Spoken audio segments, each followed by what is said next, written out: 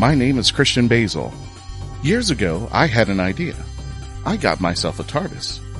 Took it to new places, met a lot of new people, took some great pictures, and talked Doctor Who. From Krypton Radio and the creators of the Hanging With Web show, this is the legend of the Traveling Tardis. Join me on my latest adventures and become part of the legend.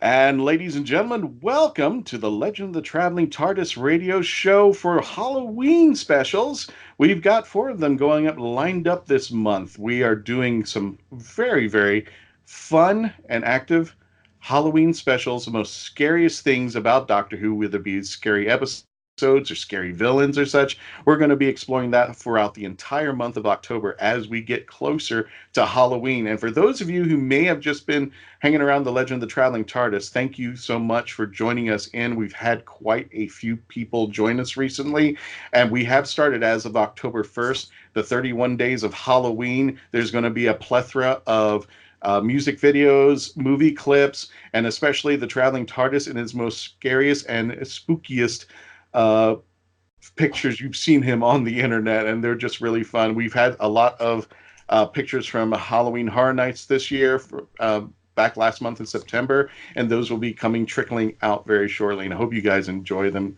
and especially as well with this show that we're going to be having some really cool Halloween stuff going on for the month of October. And I have a team of people that we're going to be having some fun with. First of all, we're going to start off with artiste Melanie Dean. Welcome to our spooky episode, Melanie. Hello. I like spooky also, and in artiste way, it's also Inktober. Inktober. Every day, sketch something out of ink. So happy Inktober. Oh, thank you. We have some returning guests, actor. And my favorite blue man, he has Blue Man Group can't touch this favorite blue man, Mr. Simon Fisher-Becker himself. How you doing, actor Simon Fisher-Becker? Yeah. Oh, yes, I love it. We're going to be spooky. We're going to be spooky all day. Hello, everybody. Welcome to Horror-tober. Yeah. Thank you, Simon. And returning guest as well, Ian Time Lord. You know him as the man on our most recent episodes with our Toy Series episode. He is 2-time Guinness Book World Record holder for the most Doctor Who memorabilia. How you doing? How you doing there, sir? Have a masterful October. You guys can't see this. We got Crispy Master, extra Crispy Master. A new body at last. Thank you, Ian. That was gorgeous there.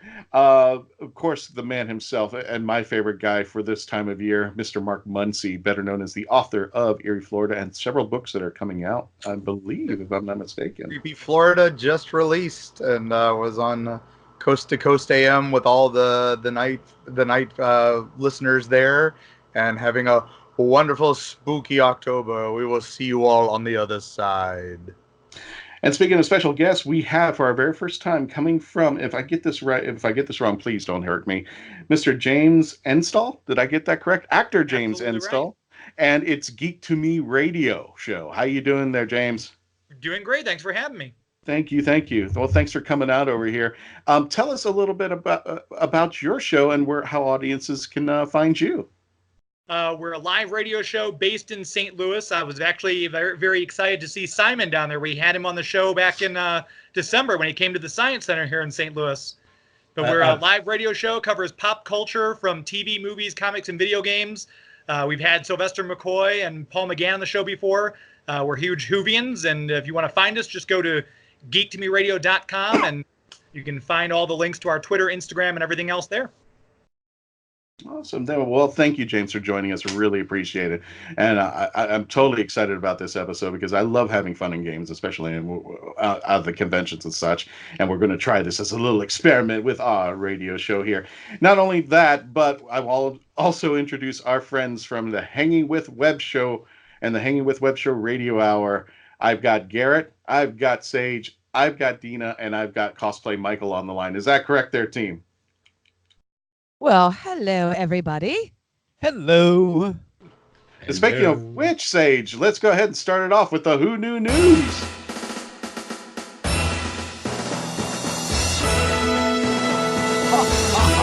Okay, well, I have some fun news.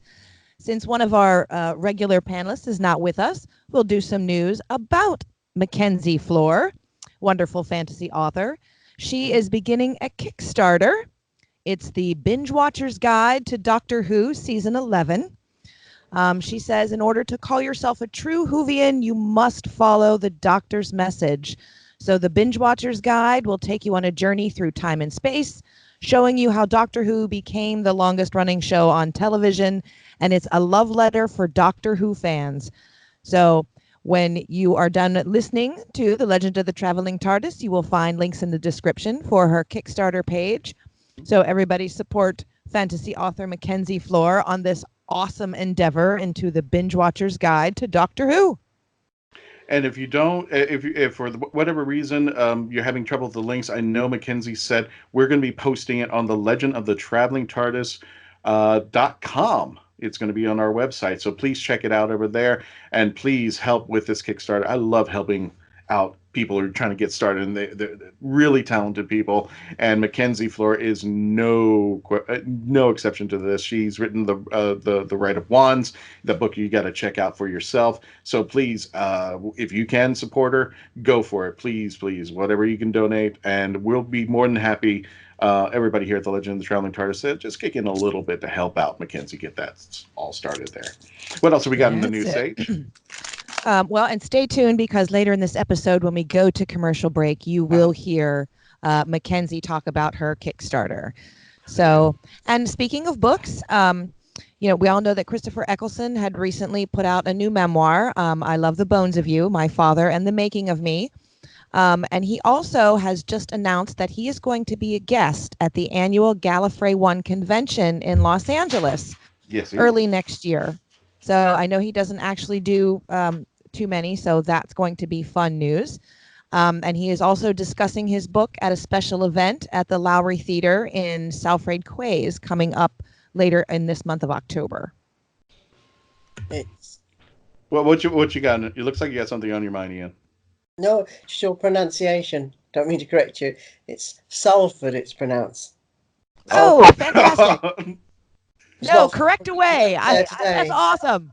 All right, say that again. Salford Keys. Salford Keys. Yeah. Oh, fantastic. Well, we don't want to be there and say the wrong name.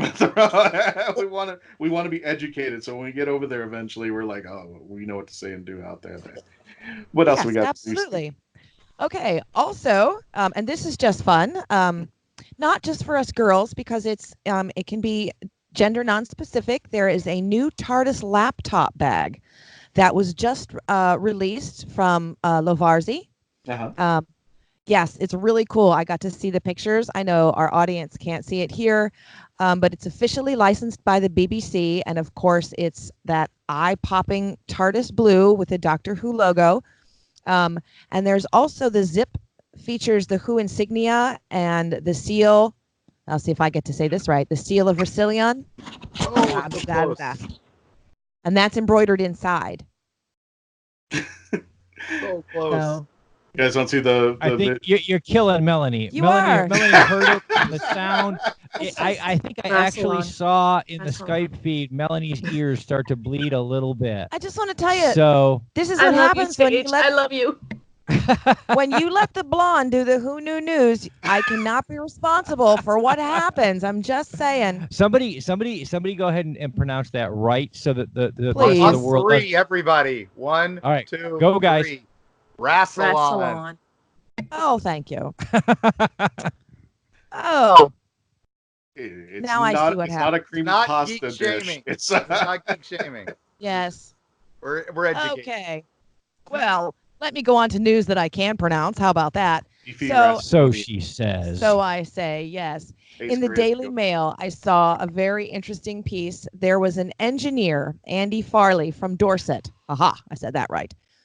He's 52, and he built a life-size replica of a Dalek, complete with a petrol engine, and it can actually reach speeds of 20 miles an hour. Isn't that really cool? Dalek. So it's 6 foot 6 inches. He named it the Top Fuel Dalek 478, which also denotes roughly the time, how many hours it took for him to build it. So you can see it on the Facebook page, Dalek Petrol Engine, because it's going to be raffled for Dorset and Somerset Air Ambulance Show. Wow. Isn't that kind of cool? He did have to put a no smoking sign on the back to warn people not to light up. I do have to wonder how loud that thing is.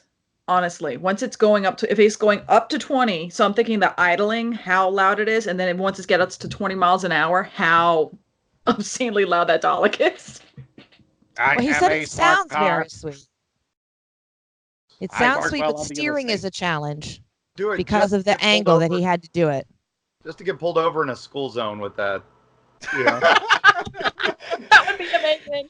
Children, go back to school, or you will be exterminated. If that makes the news, I'll report that. That's too funny. Well, I have one last piece of news because it was out there in the world.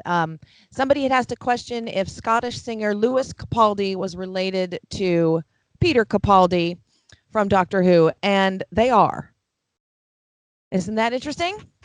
So they are second cousins. And in case anybody doesn't know, a second cousin's once removed because it's either the child of your second cousin or the parent of your second cousin. But Lewis Capaldi actually made global mainstream success because he did his breakthrough single, Someone You Loved. And Peter actually starred in the video for that. Isn't that cool? Yep. Alrighty. Look at that. So that is all of my wonderfully pronounced Who Knew news. Who knew? Rigatoni Rassoloni. That's what I wanted at the Olive Garden next week. Beefy Rassoloni. Yes. Mwah. All right, folks, we're about to start the game here. We're just gonna lay down the rules before we go to our hard commercial break there. This is how the game is gonna play. Each one of our panelists have given me the most scariest episode that they can think of in Doctor Who. It could be classic, it could be new. Our panelists are going to be asking a series of yes or no questions. We're going to go around about, what do you say, 2 or 3 times? I think we've got 5 people. Do about 3 times? Yeah, let's do it 3 times there.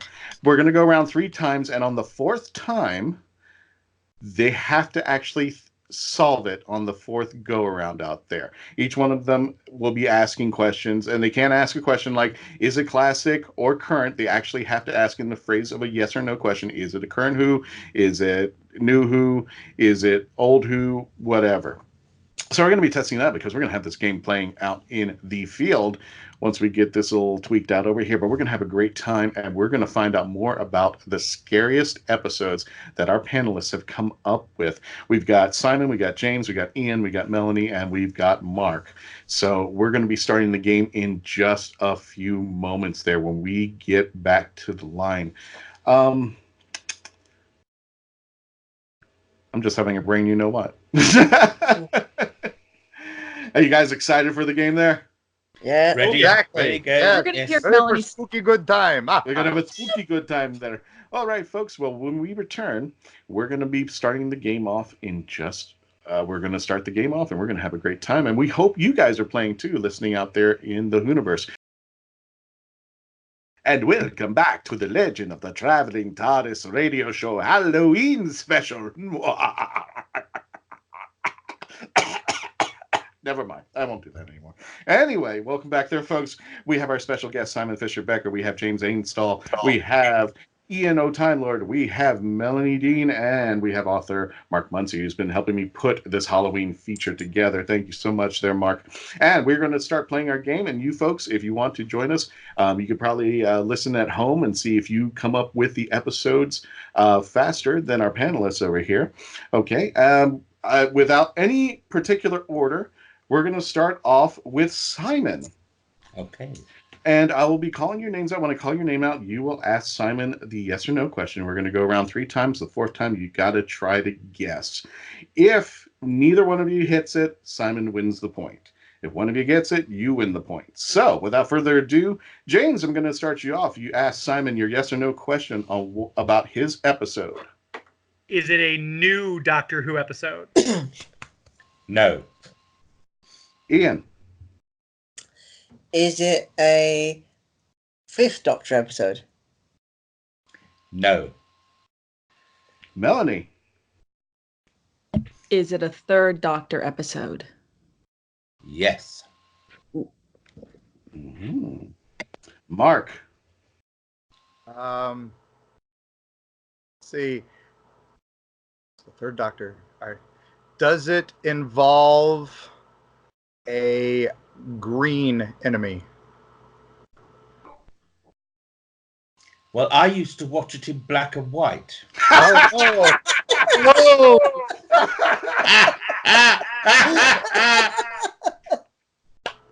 I'll take that as a no. All right. Oh my goodness. Nice there. Now, folks, also, I just want to add this. If you somehow know the episode, if you think you know the episode, you don't have to wait until the very end. You can actually jump out and say it. However, if you say the episode and you get it wrong, you are out of the additional questions. You're out of that particular round. So, without further ado, okay. James, let's start it back with you. Yes or no question. Was his companion for this episode Sarah Jane? Yes. Ian. Okay. Sarah Jane. Does it have creatures that are 8-legged? Yes. But it's Melanie's turn. I don't know episode title. That's the part where I fail. Pass. I can't. Just shoot out a question, anything. It might Well, help you. clearly we're gonna figure. Ian could have made it more obvious. Yeah. I gave you a big. That was a big clue there. Anyway, That was Yeah, a big so I'm clue. like, okay, I don't even have to ask. Go. homework. Melanie, you want to try or you want to skip your turn? I'm skipping my turn. Okay. Mark, you're up. Was it Planet of the Spiders? It was indeed. Yeah. So Mark wins that round. First point goes to Mark there. Excellent. Next up. Simon, why was that your scariest? Well, it is because at that time I was very scared of any spider. I've got used to them now.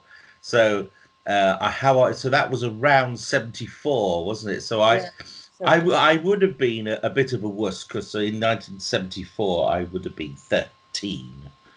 But I don't like giant spiders, but I've got used to the smaller ones there. Wow. And it was scary. it was in fact broadcast in colour. It's just I had a black and white TV. Hence my previous comment. Spiders are scary in any color. Yeah, exactly. Yeah. Alrighty, our next up will be James, and Ian will ask him the first yes or no question. Okay. New or classic Who? Oh, has to be one or the other. Oh. You have to ask. Yes, you have to ask yes or no. Yes or no. I could say yes, but that wouldn't get you guys anywhere. I would be laughing to do that. I'm going to go with the New Who. Yes. Melanie. Did it have the 9th Doctor? No. Mark. I'm going to guess right off the bat. Is it Don't Blink? James. Well, technically, I don't think that isn't it. Isn't It's just called Blink. Blink. Okay. Then yes, you're correct. Oh my God. Going right for the jugular. I was gonna, if we didn't have to just keep asking, all I was going to ask every person was, is it Blink? Is it? Well, Mark is now done with asking questions for the rest of the show. He's going to say blank. I'm retiring on top. I'm retiring on top. It's going to go out. My God. The next one is still blank.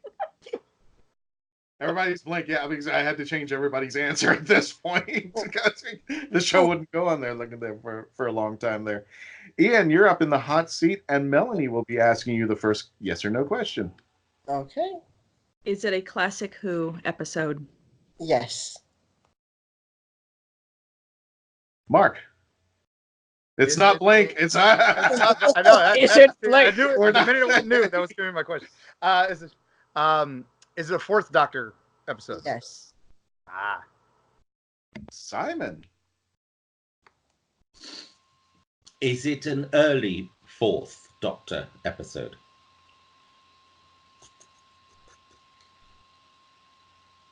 Oh, have I asked an awkward question? Yes, early. Yes, I'd say early. James. Is his companion Leela? No. Back to you, Melanie. Trying to think. There's no 8 legs on this one, I can tell you. You know what? I'm gonna be Mark. Is it Seeds of Doom? No. Oh, that takes So much for Melanie that. out. So much for that gamble. Mark, go for it. Let's see. Not Leela. Okay. Is the companion Romana? No. We're back to you, Simon. Oh, early. I forgot. Does it involve K9? No. Ooh. James.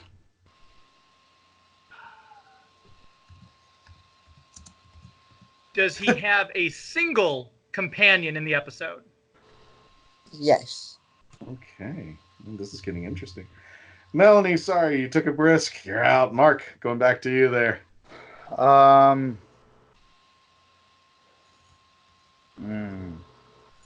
See. Stumped him, Ian. Is does it involve a dismembered limb? No.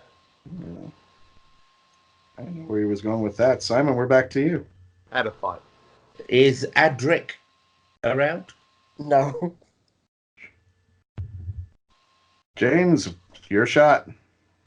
I've run out of interesting questions. I'm gonna just take a go at it. Okay. Is it Pyramid of Mars? Yes. Yeah! Hey. Right where I was Oh, at. sir. Wow. James nailing it. Wow, that was a good one. That was Now, a if good Mark's Skype suddenly goes dead, I've got a shot at this, right?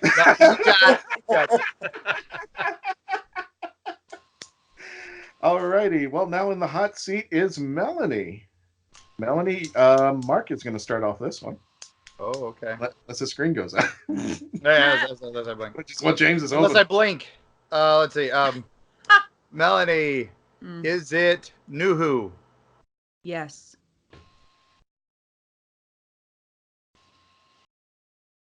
Simon? Is it a Peter Capaldi episode? It is not. But I almost picked one of his, but no, not this time. James, you're up to bat. I'm gonna throw a Hail Mary. Is it Midnight? Bravo, sir. It was midnight. Wow, what is That was going to be my second guess after somebody did blink. It's midnight. You got it. You got the pattern, James. Oh my goodness. Wow. We're hitting all the good ones here, so I cannot argue any of these choices. Oh my goodness there. Well, I just in case, because we got 2 for 2, if there's a tiebreaker, I'll throw in mine into the hat there. Now, Mark, you're sitting in the hot seat, and Simon start off the questions. Well, I suppose. Is it a New Who? No. James, you want to take a guess? Right. It's probably not Blink, that's for sure. Classic Doctor Who. Is it a third Doctor episode? No. Ian. Fourth Doctor? No. Melanie. Trying to think how I don't want to just keep going down the line. Is the Brigadier in it? No. Mark, what I the know. what? Or Nicholas Courtney's rolling over in his grave on me now, my so sorry. God. Everything that I was betting on with you. So much for that. I knew when Christian even said this whole episode, I'm like, okay, I have to think of every scary movie the Brig was on because that's going to be Mark. There that went. Oh, cheating. Simon, go for it. Next question.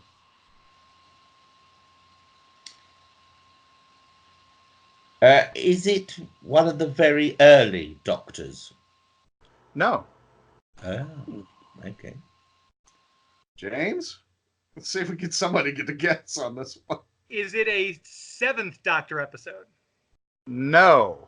That narrows it down now. Yes. Ian, you think you got configured this one out? Got a question? Well, I lost you for a minute, so I don't know where we're up to. We are round 2. No, I know. I got the not 3 and not 4 and not 7 now. There was an earlier question, not any early Doctor. Right.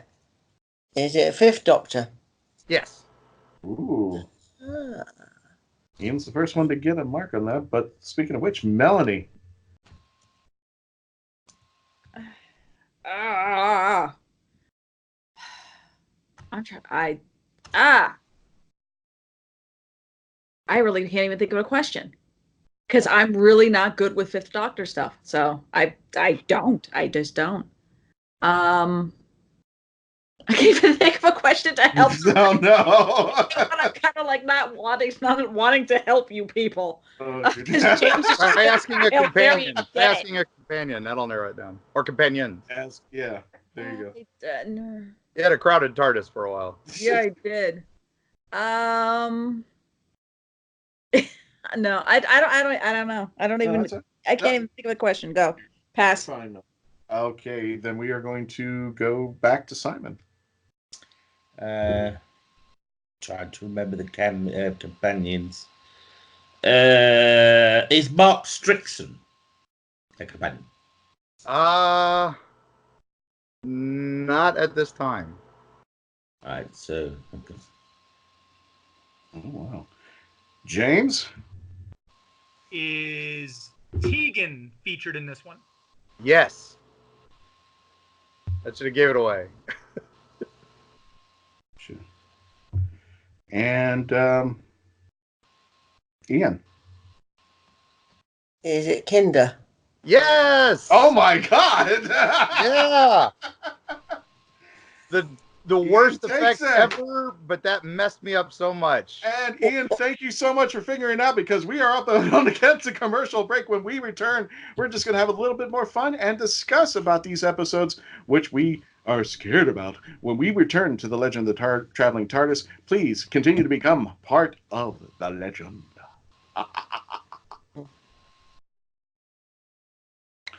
And we're back with the Legend of the Traveling TARDIS radio show. My name is Christian Basel. I'm here with actor Simon Fisher-Becker. I am here with podcaster. Is that an appropriate name, podcaster or radio show?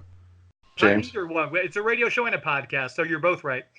Okay. How about social media audio extravaganza and extraordinaire and actor James Enstall? Can I throw any more out there? I've got Ian Time Lord, I've got artist Melanie Dean, and I've got my friend Mark Muncy out over here. Now, the thing is, we have 2 winners thus far.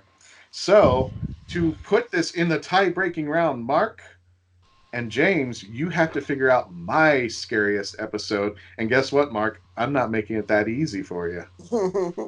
Because he knows what my scariest one is, so I moved it to my second scariest. Okay, good. I was going to say, I don't want to play if I already know that. No, I've moved it down over there. I would bow out gracefully because, No, you're fine. No, we don't want bowing out. We're going to make you work for you. So, But I'm going to have James start this one off over there. James, go ahead. Hit me with your question. Is it a classic Who episode? No. Mark. All right. Is it a David Tennant episode? No, and he just asked me if it was a classic Who episode. Well, David Tennant. I'm sorry. I thought you said Peter Davison. No, okay. I'm an idiot. David so great. Tennant. Yes, it is a David Tennant episode. I'm an idiot. Okay, that narrows it down. Thank you. Nice, James. Go for it. Is his companion Rose Tyler? No. Mark.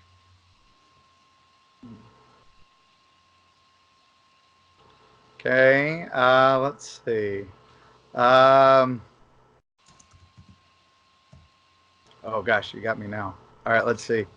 Is his companion Martha Jones? No.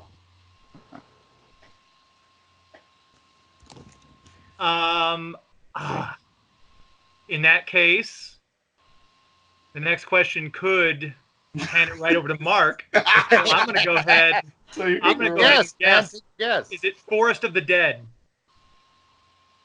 You know what? It's no, but I want to keep playing because I don't want to end it like this. So no, they're gonna start lobbing titles now. We're nope. They're gonna lobby titles. Nope, this is a whole lateral thing at the end of the game. Who's going into overtime? Nope. Here we go. The three of us are just gonna sit there and just watch. Well, let's get the. Hold on, I'll pull up Wikipedia. What we're all doing? Wait. Mark, go for it. What's your next question? Well, he guessed Forest of the Dead. That would have been that was one I was considering. Gosh, let's see. I'll just recap. David Tennant, not Martha, not Rose, knew Who. Yeah. So,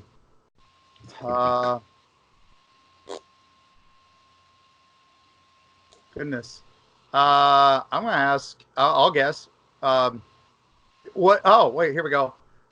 Are you looking at Karen me? Gillian? No. Was Karen Gillian in this episode? No. Okay. Not what I thought. I think the other three know what it is. I know they do. I know Ian is just pulling his camera and shaking it. James, what is it? Or what's your question? Or what is it? Well, is it Silent in the Library? No.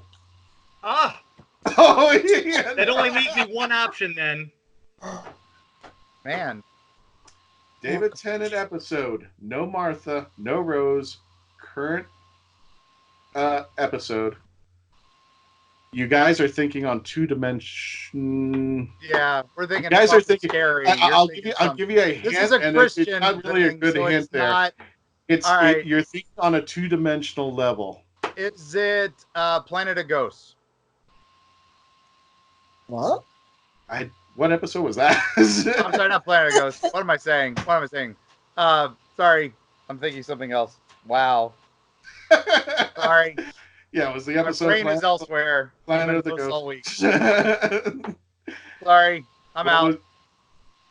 Okay, you want to concede to? I concede to James. James, what do you think it is, James? What do you think it is, James? The only other two that I would think remotely scary, and if it's not a regular episode, it has to be a special. So if out of the two, I'm going to guess Planet of the Dead. Or I'd have to say The Waters of Mars. The Waters of Mars, it is. Yes. Yes. I was thinking Planet of the Dead or Waters of Mars. I said Planet of Ghosts for some reason. Sorry. Yeah. I got a new book about ghosts that just came out called Creepy Florida, and I actually have to leave you folks. I'm so sorry, but I have to go because I have to go promote that somewhere. So. Well, Mark, thanks for coming on. Thanks for helping me put this all together. I appreciate it. Yes, you all have a happy Halloween if I don't see you, and it's been an honor talking with you all again. So you as well. Nice to meet you. Go have fun, Mark. Go sell the things. Sorry, promote. I'm on a live program in about 5 minutes, so I got to drive. Okay. Got it. Take care of yourself. Bye. Good thing I got my Take a leg. Bye. Turn this off and run now. Go. Yeah, run. So, Jane, since you were the one who won this game, congratulations there. Tell us a bit about Blink and why you think it's the scariest episode out there. So I first got into Doctor Who. I knew they had a little on the public PBS station here when I was very little, and they had a lot of Fourth Doctor episodes and occasional Fifth Doctor, but I wasn't that into it until I started watching New Who. Then I went back and watched Classic, but the New Who were very enjoyable, a lot of fun, and Blink was the first one that ever kind of was like, holy crap, this is actually kind of scary. It was a new monster I'd never seen before, and the idea of the way it was filmed with them kind of like moving at you. We've got statues outside the condo complex here, and it kind of freaked me out. I'm like, what if those things are going to come get me when I walk down the path next time? So it's a little disconcerting, but yeah, I think there was a great episode, and really the first one that I saw anyway that put an emphasis on a horror element. Yeah, I usually tell people, thanks to Stephen Moffat, I can't go out to the garden section of Home Depot or Lowe's without having to look twice at anything marble statue who's smiling at me just a little bit too happily. And I'm just like, oh my goodness there. Now, I just have a quick question. This is a completely side note question, but I just wanted your take because you're new to our show there. Everybody keeps saying that Blink is the gateway drug for Doctor Who. Do you agree to that? And do you think Blink is a good episode to bring people into Doctor Who, or an example of Doctor Who? I just wanted your take on that. I usually tell people if they want to get involved in it very quickly, it is an easy, quick episode to kind of really lure people in and be like, wow, this is really cool. Normally, though, because of its more Whovian elements and because it's such a rich story, the one I usually recommend for people who have never seen Doctor Who is actually Simon and Simon and the Doctor. Anything Simon's in. Yes, no, the one with Vincent and the Doctor. Vincent and the Doctor? Yeah, but yeah, Blink is usually one of the ones I recommend because it's not a two-parter. You can delve right in without a whole lot of backstory. But yes, otherwise I recommend anything with Simon in it from there. I mean, because anything the Planet of Ghosts, as Mark mentioned, or Simon in the Library. There you go. Just change that around, that title out there. That'd be great out there. Simon, you picked the Planet of Spiders, and you talked about it a little bit there, but give us a little more impression about what scared you. It was black and white at the time, too. Well, no, it's actually a color production, but I didn't have a color telly at the time. So that's why I saw it in black. But I'm scared of spiders. And of course, you get on the screen these huge spiders, even if they were on pieces of string. And but I got over my fear of spiders because I went on a geography field course, and somebody got the biggest, hairiest spider they could find and just put it down my top. And of course, I couldn't scream and shout like a little girl. So I just put my hand down, picked the spider up and threw it away. So since then, I can deal with spiders. If I can put a saddle on them, then I still want to run away. But I could deal with anything smaller than that. But at the time, I was terrified of them. I don't know why. It was just a fear of them. I think it's just the legginess. Do you have an actual fear? Do you have arachnophobia? I mean, I think as a child I definitely did, but I've sort of grown out with it. In that I'd prefer not to invite a spider to dinner. That's right. But I read a little factette recently that apparently every household has at least 2,000 to 4,000 spiders. House spiders, and if you put out house spiders outside, you kill them.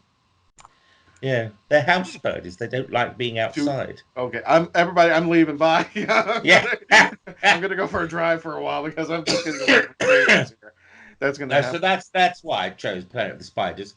But I also had Blink down as my option for the New Who. Yeah. But it was for the very reasons. It's the idea of something as simple as statues, which we see every day, can actually be something of terror. And I think it was very cleverly done. Yeah, and then Stephen Moffat made everything uninhabitable. I mean, now like waters of Mars. Now you can't drink water and you can't breathe, or things like that. It's just like I can't even walk out of the house now. There's not so many alien invasion, and it's funny that you mentioned the spiders bit, because I thought for a while I genuinely have a fear of snakes, and it's not because of I freak out because my mother would send me into the shed to get something out of the shed. I'd pull something out of the shed and something would be hissing at me, but when I got back, and of course my mother was so lovingly, she goes, "Be a man, kill it." I'm like, what? I'm 13. Do you want me to become a snake killer? I'm like, is this thing poisonous? Is this thing dangerous? And for a while, I just could not take. I mean, I could not. If I saw a snake, I would freeze, literally freeze up. Still to this day, I kind of do when we go to like the alligator farm or the Gatorland. I just totally freeze up, and I just like I know. And God forbid when they start doing those little kid shows where they bring out the boa constrictor and say, "Here, hold this." I'm like, "No, thank you. No, that's not. No, it's just not going to happen in my lifetime." There. Meanwhile, I'm the idiot that goes over and picks it up and moves it for people. No, my wife does the same. She goes, "Oh, it's nothing." Picks it's it up. Nothing. Here, I'll pick it up. Yeah, exactly. It's just a little black racer, and I just remember. I now know why they call it the black racer, because when there was one time where I moved a pot, and literally I saw nothing but this little black. It was like a black line. It's like a comet shooting out of the pot over towards our pool is, and disappeared. I'm like, that is a nope snake. I am not touching the snake. Those things are fast. Yeah, not only fast, I'm just like, no. That just scared the hell out. That's all I saw was this black line running towards the pool, disappearing under the pool. And I'm like, have a good life. Whatever is going on in that pool, you can have time. You can have fun with it there. Oh, well. In just a moment, we're going to be up on a break. We need to pay some bills in there in just a minute there, folks. We're going to continue our discussion with our most scariest episodes. And when we post this episode, please, by all means, post your scariest episodes. And we'll discuss about what makes your episode scary, what you think about it. But for now, when we return, we're going to continue our discussion with the most scariest episodes of Doctor Who. Please continue to become part of the legend.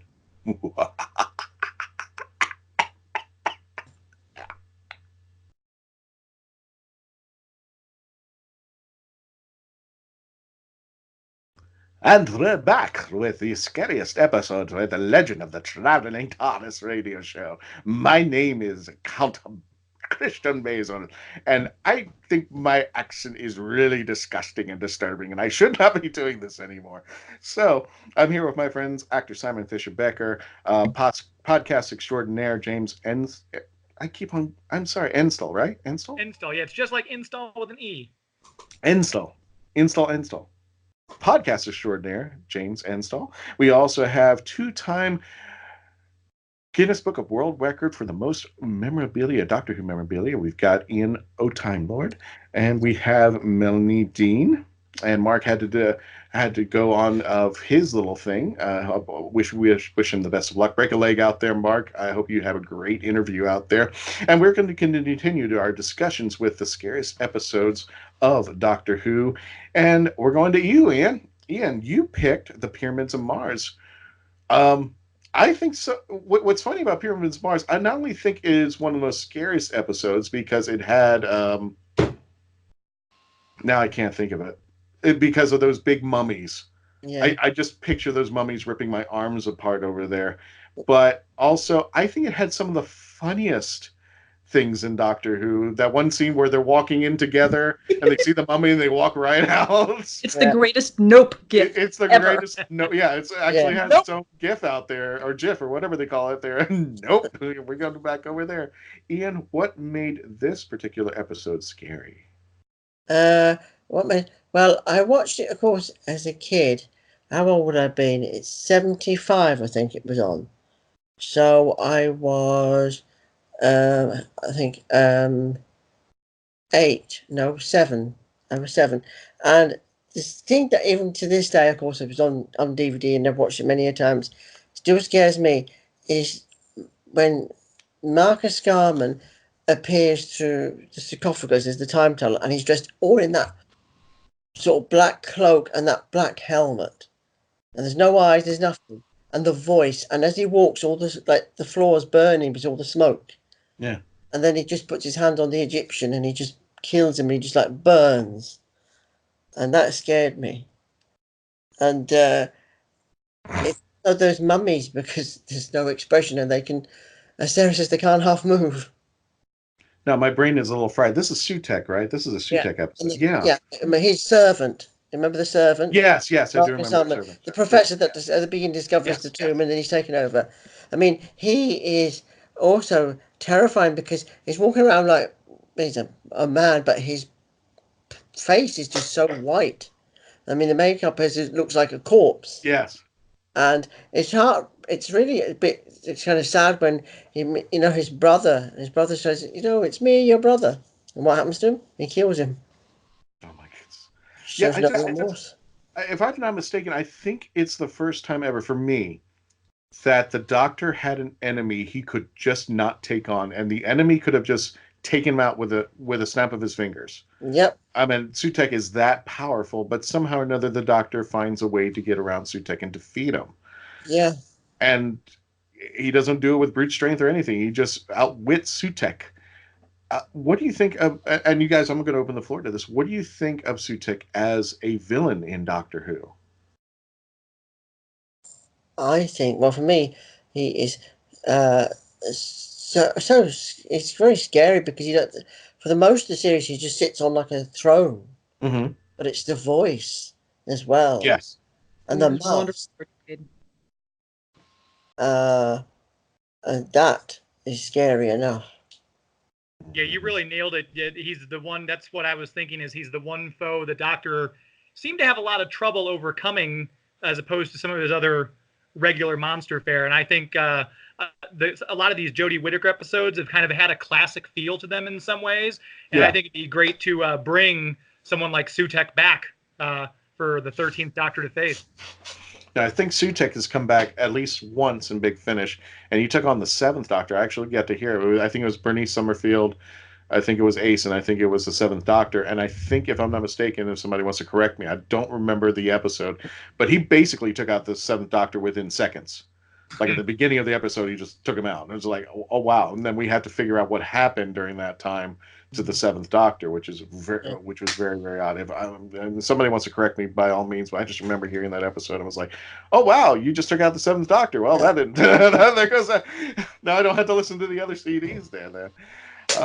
Melanie. Sorry, as James. Sorry, just quickly, as James says, he's absolutely right, because I've just remembered at one point in the story, even the Doctor is taken over by him, and he gets in the TARDIS and takes him to Mars. Yeah. And Melanie, speaking of being taken over, it's not the first time the Doctor has been taken over by an alien presence. We're talking Midnight. Tell me a little bit why this is your scariest episode. I find, well, for me, horror in general, I don't like the big jump scares. I'm not a big fan of the guts and gore, blah, blah, blah. I like the psychological I like paranoia. I'm a stupidly huge fan of the Twilight Zone, and I really, I knew those episodes more than anything before, as I was becoming an Whovian. And when I first watched Midnight, all I could think of was, will the real Martian please stand up?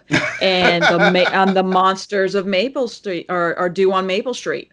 Honestly, those two episodes, because it really reminded me of just the paranoia and how everyone's in there having this nice and happy, light kind of thing. They're going to go on a tourist kind of this venture, and they just start just going into the paranoia of who. The thing is, everybody, you can clearly see who is. You have the professor, who is played by the Troughton's son. The second Doctor's son is the professor in that one. So you have like all this different types of, everyone's a very realized character. They have different types of like structured. So you have the professor and his student. You have the family with the role of the mother, the wife, and how they interconnect. And as it becomes more of that horror kind of feel. Everyone starts going in for themselves and no longer has that kind of power over one another when you would do in a familial kind of thing of like the son's going to listen to the mom and dad, or that, the student's going to listen to the teacher, or the hostess is always going to be the hostess the whole way through. You can see everyone just goes into themselves. And then when the paranoia really comes rampant, and it's they when they're about to throw the doctor out, and they start calling back on that again in almost like a little power struggle of the wife yelling at the father or the husband, you help him pick him up, and why don't you do this? And everyone's just shouting and yelling. But it's one of my favorite just scary kind of movies or episodes, because you never see the entity. That's all you know. You don't know what it is. Was it something outside that was just possessing it? They never called it anything. And the funny thing is, from the very beginning, the hostess had it dead to rights. Needed to take her and throw her out. Well, I think the most scariest premise, some of the most scariest movies and stories don't even reveal the monster. And then this question is, which is the real monster? Is the real monster inside or outside? And I think that was the big question for Midnight, because when people are put in a situation, and I know this is going to sound weird, but I'm using Deep Space Nine as a point of reference. And James, I think you're a big DS9 fan, if I'm not mistaken. And it's a line that Quark says, I think it's to his cousin, Nog. It says something to Nog there, to the reference that humans are happy when they're comfortable. I'm paraphrasing. Humans are happy when they're comfortable, but once you start taking them out of their element, once you start changing their environment, then they become the most dangerous things in the universe. Once you take them out of their replicators, once you take them out of their holodecks, once you take them out of their starships and put them in a place where they have to fight or fly, they will fight. They will do whatever it takes. And I saw that in Midnight. And if anybody wants to correct me or add their take on that, because these people did not know what to do, and they were stuck in whatever it was, and there was trapped in there with them. So what do you do when you don't even know what the enemy is or what it looks like? How do you handle that? And I would say, too, a large part of that episode hinged on the actress Leslie Sharp, who was taken over, just the look in her eyes. Oh, she was wonderful. Oh, absolutely. She was absolutely brilliant. And had they not found the right actress for that part, I don't think it would have hit as hard as it did. And I think she's as crucial to that episode as David Tennant himself. I think she was, because they kind of, not only that, but they gave her a backstory. If they gave her a little bit of a backstory, so she just broke up with, I think was it a divorce, or where she broke up with her girlfriend? I think that's why she went into the, I'm trying to remember the story pretty well there. It's kind of teetering in my mind, but I just remember she went in there very upset, and they kind of give her a backstory, which made things to raise the stakes on her, because this was a person. It wasn't just a monster in there. This was a person who was being consumed by this entity, and the entity would eventually consume the doctor, and essentially, it ended the way it ended. And I like the way it ended too, because everybody was asking, okay, who's the stewardess? Yeah. Yep. Nobody gets their name. Yeah. Nobody got her name. We figured out that, somebody who was important at that moment, we don't even know her name. So I think it was a really great episode out there. Yep. We're down to our last 3 minutes. I'm just going to quickly say, actually, I went to my second favorite scariest story because of the Water Mars, which I think everybody but I actually went to my second episode because Mark knew of my first one, which is, I'm shocked that nobody picked it, for me, The Talons of Wang Qiang. Yeah, it's a good. Come on, a pig brain, pig face homunculus walking around in Steep Roy with a knife. And I'm just the carriage that sucks your life out and gives Magnus Greel all this power. And the scene where Wang Qiang is having to fight it out with the giant-sized rat. I'm like, holy cow. And of all things, we got to see somebody smoke opium on the show. It's that as a kid that Mr. What was it, Mr. Sin? Mr. Sin, yeah. Oh, that terrified me.